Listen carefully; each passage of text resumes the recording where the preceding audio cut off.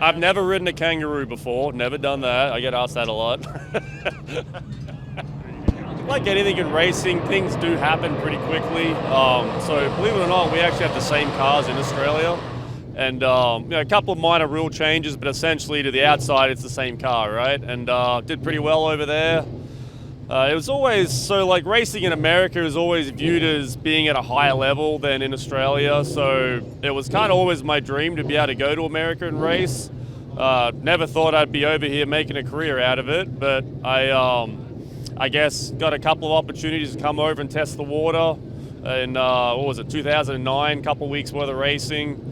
And then just since then, I started racing more and more, and somehow here we are 17 years later, whatever it is, and I'm still here and I'm still racing. So it's pretty amazing. I'm obviously very lucky, and kind of had a few opportunities along the way, and driven for multiple different car owners. I've had a ton of different sponsors over the years that helped me do it, and I'm just really grateful for the opportunity.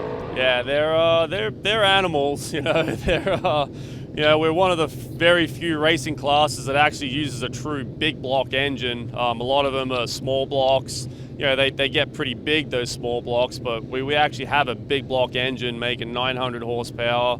The cars weigh 2,500 pounds. Totally aerodynamically unbalanced, so they're not the easiest things to drive, like if you look at the late models around the pits, they got a big front nose, big front rear spoiler. Cars are pretty balanced, right? Like we got a big rear spoiler, a very skinny nose. It's a very old school design race car, with the open front wheels. And that's where it all spawned from back in the 50s and 60s, right? So the cars have evolved a lot since then, but we have rules that keep the cars the way they are, so they remain, something different and iconic, I guess. And our cars, you always have to manhandle more, because a late model, believe it or not, you can be somewhat smooth with because they're so balanced, so you can drive them around. But our cars are so unbalanced that you have to force our cars to do what we want them to do. They don't want to do it. We got to somehow force them to do it. So it's fun. And yeah, when the tracks are rough, I got to imagine it's just like hanging onto a bull, trying to buck you off. So, and I have had some big crashes in my time too, so it's, I've been upside down a few times, which is all part of the sport, unfortunately, but it's just goes to show that when things don't work out the way they're supposed to, there can be some pretty big consequences. Yeah, they're a lot of fun to drive. They're a handful, but that's like anything that's hard to do. It's rewarding when you do it well, right? So, but a lot of fun, and like I say to everyone, it's better than a day job, How many races do you run in a year? So it really, with a lot of dirt racing, it depends on what you want to do, So there's a main series called the Super Dirt Car Series, which this race down here this weekend is part of that. They roughly around 30 races in that series. And then we also have, most of those races are actually during the week, like a Tuesday, Wednesday, Thursday during the year. And then on the weekends, like there's weekly tracks. So like you'll have tracks that run on Fridays, tracks that run on Saturdays every week. And normally the season goes from like late April to Labor Day weekend.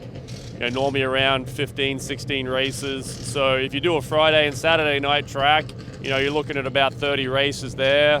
Plus some other specials, just random races that pop up, because there's a lot of tracks in the Northeast is primarily where we race. You can't do all the races even if you tried to, but you can do a lot. So if you start doing a whole bunch of the specials that pop up, you can get up to around 80, 90 races a year. Typically I'm at about 60 races a year. This year is the most amount of races I've done in a year, and I think we're up to about almost 80 races this year, so yeah. Typically, the last few years I seem to win about 6 races a year, which I guess out of 70 or 80, it's not a very good conversion rate, but it's a very tough sport, and like I explain to people all the time, like a football game, you have 2 teams, one wins, one loses, right?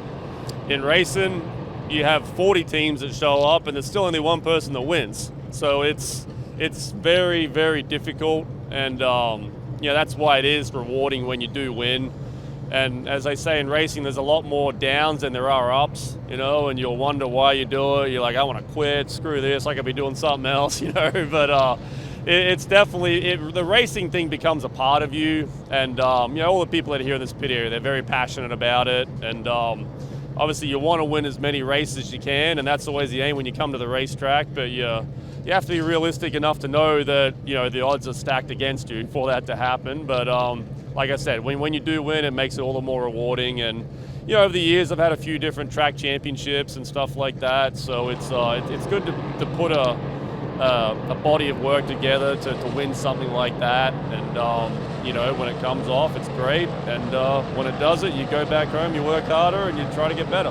I'm a race fan in general too, right? So I try to follow a bunch of different forms of motorsport, like Formula One, like NASCAR, all that stuff. And you don't always have time to watch all the races, but I keep up with it. So yeah, it's very cool to see Shane come over here. You know, I got to see when Marcus Ambrose came over, and kind of similar deal, right? Really good at the road courses, and the speedways you kind of struggle at. But I feel like Shane he's making inroads very quickly into the speedway program too. So it'll be very interesting to see the next couple of years where he ends up, if he can really master them and start competing for wins with that, or if he's just going to remain the circuit track specialist, you know. But either way, he's done fantastic, and it's cool to see someone come over from my neck of the woods and do well. Yeah.